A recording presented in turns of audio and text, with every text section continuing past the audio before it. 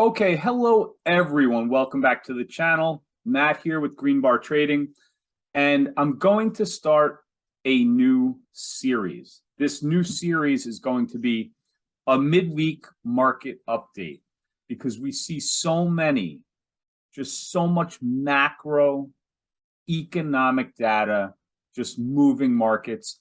And I know a lot of beginner traders out there are probably wondering what the market is looking for, what market participants are waiting to see. And with, big data weeks like we see this week, I feel like this was a good time to start this new series. So I'm going to try my best here to keep everything understandable because it is and gets a little complicated, but we'll do our best here. So let's just look at the overall market before I dive into anything here. This is the SPY on the daily chart. All right, the last couple trading days here, you can see the market has these doji candles. The market is waiting for some big events to come up, and that's tomorrow with the CPI report. It's a very big inflation report that the Fed looks at to see if their rates increases have been working. And today we saw the PPI, which is the producer price index. And the numbers came in hotter than expected, showing inflation did not hit estimates, which made the market, if we look at the 1 minute, right here, the economic data came out at 8:30, and the market in a 1 minute bar. This is a 1 minute bar.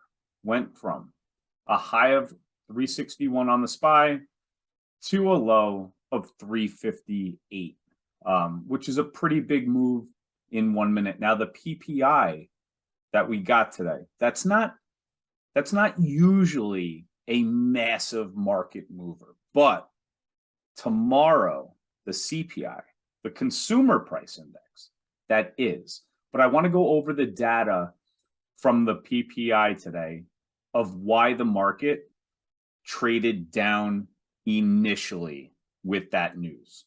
You get these algorithms. If it's bad news, they sell it off really quick.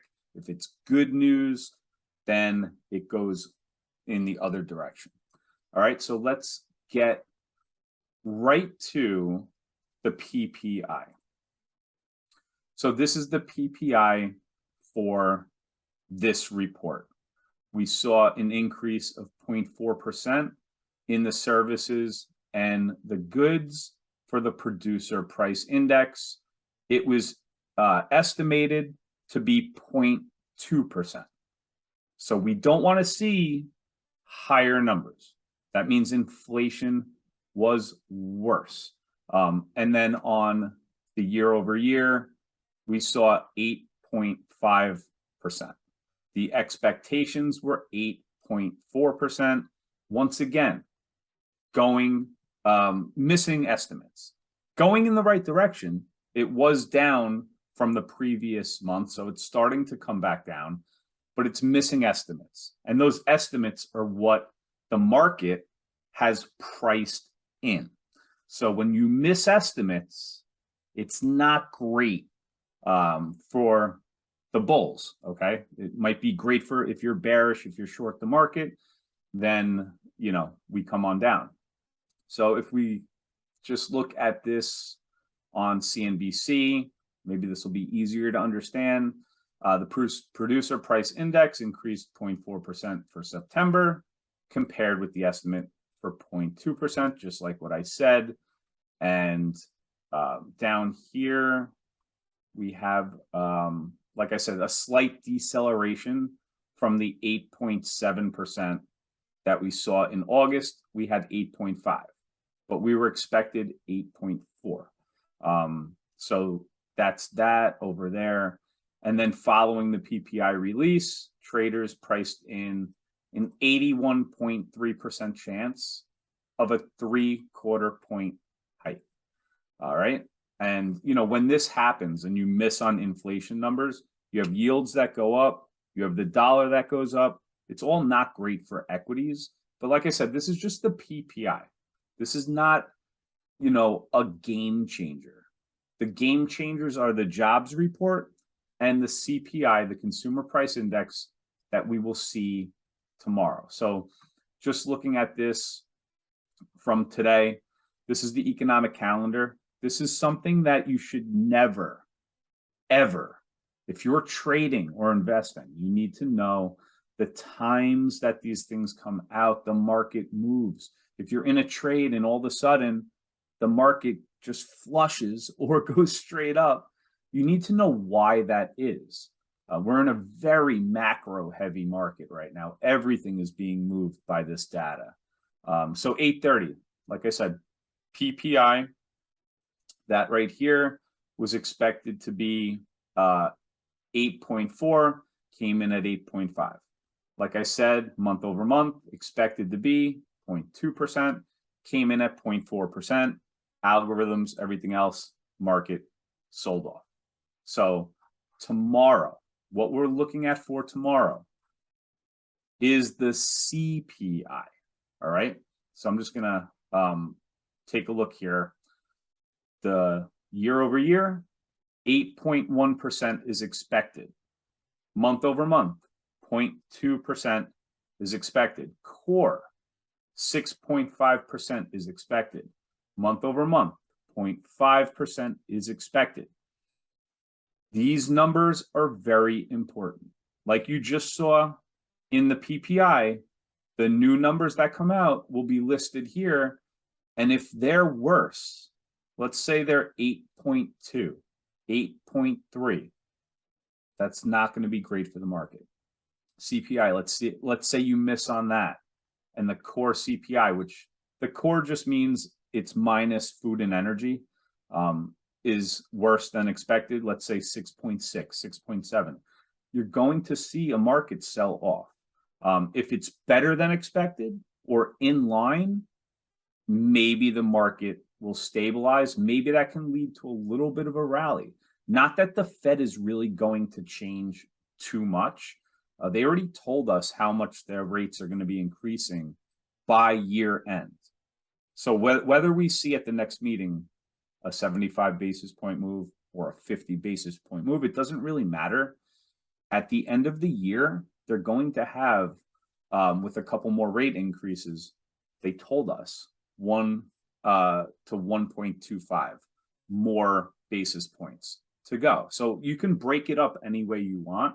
That's just the way that they're doing it. So CPI, this is from last month. We saw, this is all items, 8.3% minus food and energy was 6.3%, just like what we just saw from that economic calendar right there. So the estimates for last month, I believe, was 8.1%. So we missed hotter inflation and the market tanked. All right. So we really have to watch and see tomorrow morning what those numbers look like, because this is something that the Fed is really going to be very, very much on top of. All right. So this is the CPI. This is basically just the last 12 months. If you take this, you can see that the CPI from COVID has just gone really straight up. Inflation is obviously an issue. All right. Everybody out there has probably faced some kind of inflation that has hurt their pocketbook, whether it be gas, whether it be your energy bills at home, anything, everything, food, everything has gone up. So the Fed is trying to get the inflation to come on back down. The only way to do that is by raising these interest rates to crush demand, because the market, especially the job market, is still very strong, and the economy and demand is still there. So they're trying to really, crush that. If they do, inflation will eventually come back down. And yeah, there's some damage that happens, unfortunately, when they're doing this monetary tightening type of policy. There is going to be job loss.